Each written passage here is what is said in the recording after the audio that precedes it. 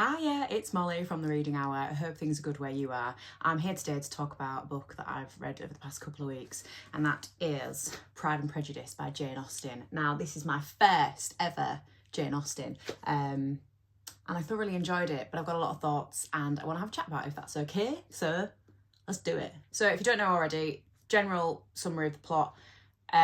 You've got the Bennet family, Mr. and Mrs. Bennet, and they have 5 daughters, all, varying different personalities and, quirky, fun, interesting characters the daughters are. And they obviously have a lot of wealth, but because Mr. Bennet and Mrs. Bennet have not been able to produce a male heir, their money is going to, when he pops his clogs, their money is going to go over to his cousin. No, his nephew, Mr. Collins, who's very boring and annoying and the worst person that you'd want all your money to go to, really. And so Mrs. Bennet, more than Mr. Bennet, is frantically trying to marry her wonderful daughters off. So quite early on in the book, 2 handsome new ruffians, well, they're not ruffians, are they? They'll be gentlemen, visit the village, wherever they are, and they are perfect suitors for the 2 eldest girls. So we get a fantastic look into, these sort of people in this period of time, how they socialised, how they got married, how their societies worked as well, which I really enjoyed.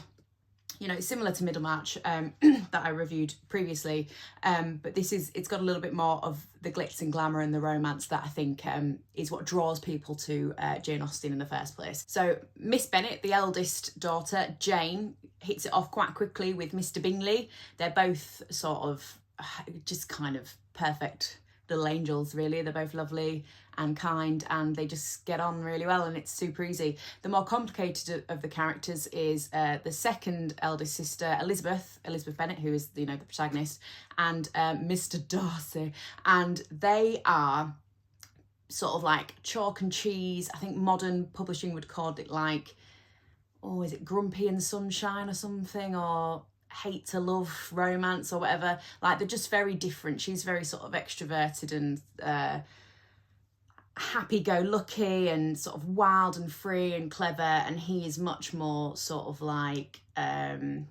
introverted, a bit grumpy, a bit judgmental. He's also of much sort of higher, within that sort of landed gentry class, he is sort of much higher up on that, because that's the other interesting thing. Just because you are, of this upper class, there is still sort of scalings within that, and sort of Elizabeth's family kind of on the lower end, especially because of their sort of at risk of this sort of genteel poverty, which I believe Austen was in for most of her life. And so yeah, he's kind of he's a bit snooty, and they don't hit it off, and then things change and things are revealed, and slowly the romance blossoms, and it is beautiful. And I did really sort of get into the loveliness and the sexiness of Mr. Darcy, which I know that the BBC interpretations and the movies are really played on and everything. I'm blabbing about how sexy Mr. Darcy is, but but yeah, they're chalk and cheese, an extrovert and an introvert, and it's really nice to see that kind of dynamic in this sort of novel.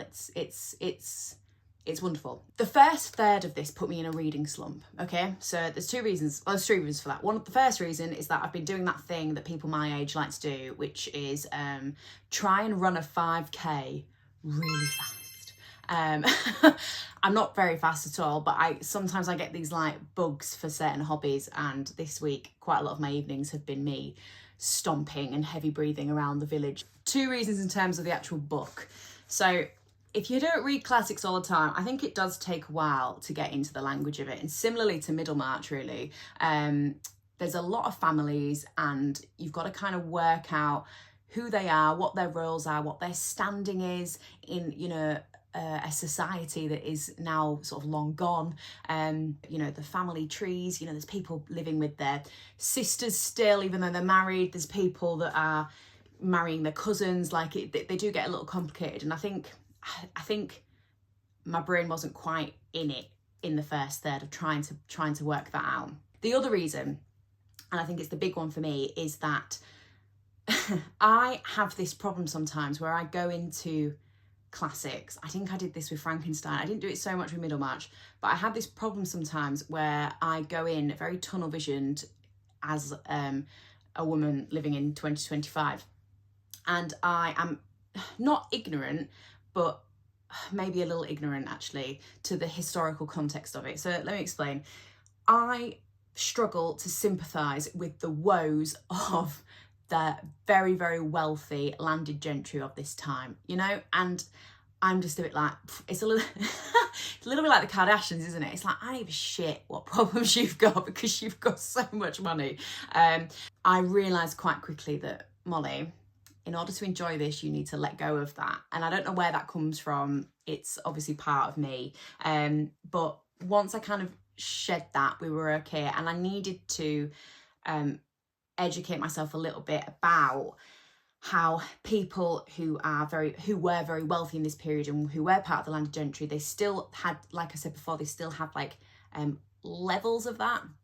You can be, and in the case of the Bennet family, you can be very much at risk of losing it all very suddenly, and so that needed to be considered. Also, obviously the huge and very obvious glaring one is that even though the women are very wealthy and live comfortable lives, they are also very restricted for what they can do. You know, there's a joke in the book about the fact that it would be absolutely horrendous if the girls were actually cooking anything, like, so they've got no freedom to actually do anything for themselves really. Their only chance at any sort of independence, any sort of wealth or a comfortable living is through marrying well, and that is what the whole book is about, and that is what Jane Austen exposes to her reader in a very sort of clever, ironic way. But once I got it, we were there.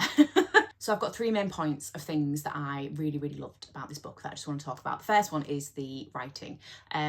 She is so sharp. She shows us who these people are through their actions and the things that they say, rather than actually telling us who they are. And I think that is such a skill. Yeah, lots of really clever dialogue, lots of irony, lots of layering. It's just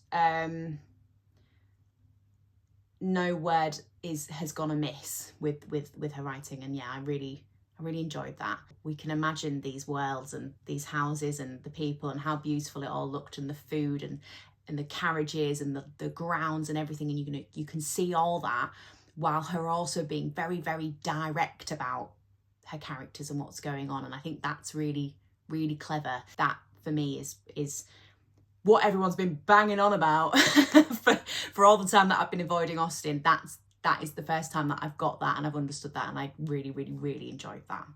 So the next thing that I loved about this was the representation of women at the time. I've spoken a little bit already about how the pressure and the need to marry well in order to have a nice life, but also just the language that is used about women by other women and other men in these circles. It's like, there were some things that were said in this book where I'm going, bloody hell, like, people didn't hold back in their absolute disdain for women that weren't womening the way that they wanted them to. I've got a few lines that I'm going to share with you. No arguments shall be wanting on my part that can alleviate so severe a misfortune, or that may comfort you under a circumstance that must be of all others most afflicting to a parent's mind. The death of your daughter would have been a blessing in comparison of this.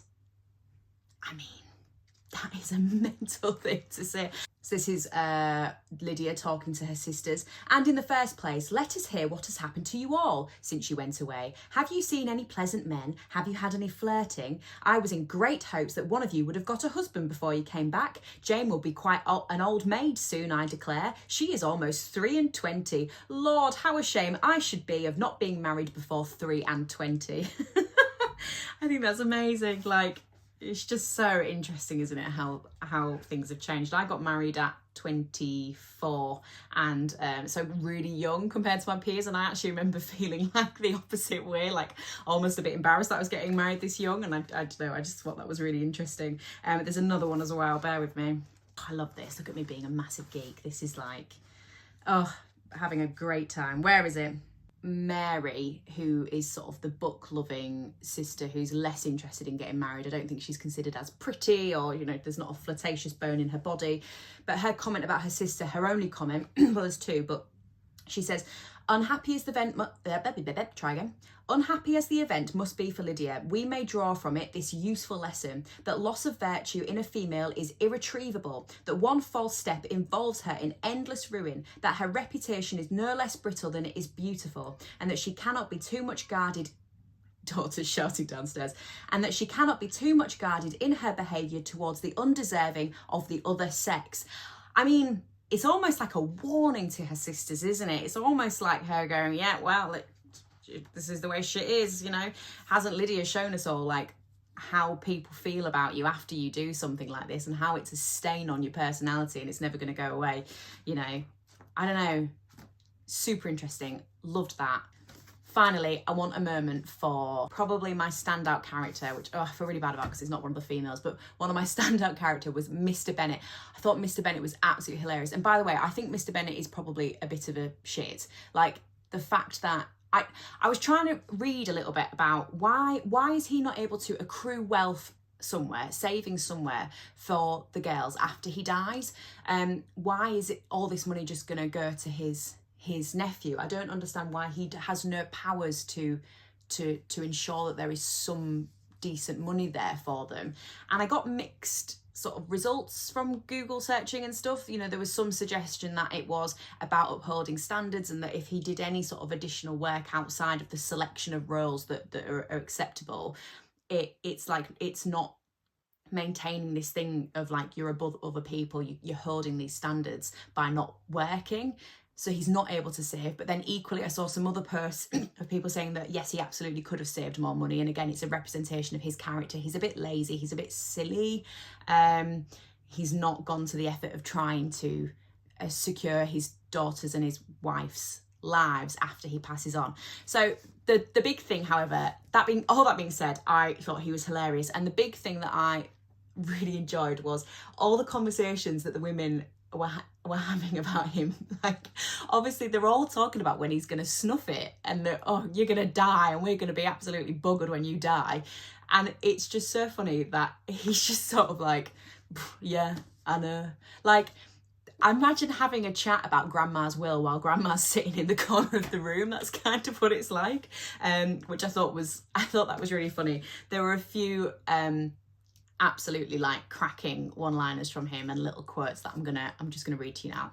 So Mrs. Bennet, who's kind of the more, I felt a bit sorry for Mrs. Bennet, but she is, you know, absolutely frantic about the fact that a marriage between Elizabeth and another character isn't sort of materialising as she was hoping. So she's in a fluster. She says, "Oh, Mr. Bennet, you are wanted immediately. We are all in an uproar. You must come and make X marry X, for she vows she will not have him. And if you do not make haste, he will change his mind and not have her." And there's a little bit more, and then he says, "And what am I to do on this occasion? It seems a hopeless business." You can just imagine him like just sat in the library with his book, just like, you're all doing my head in. There's another section where basically things are materializing and marriages are happening, which means that they're all going to live very comfortably and happy ever after. Yeah, he makes a comment about how you know, this is great, like, why don't you all just get married and make loads of money so I don't have to worry about it? That's fantastic. Let me try and find it. He then recollected her embarrassment a few days before on his reading Mr. Collins' letter, and after laughing at her some time, allowed her to go on, saying, as she quitted the room, "If any young men come for Mary or Kitty, send them in, for I'm quite at leisure."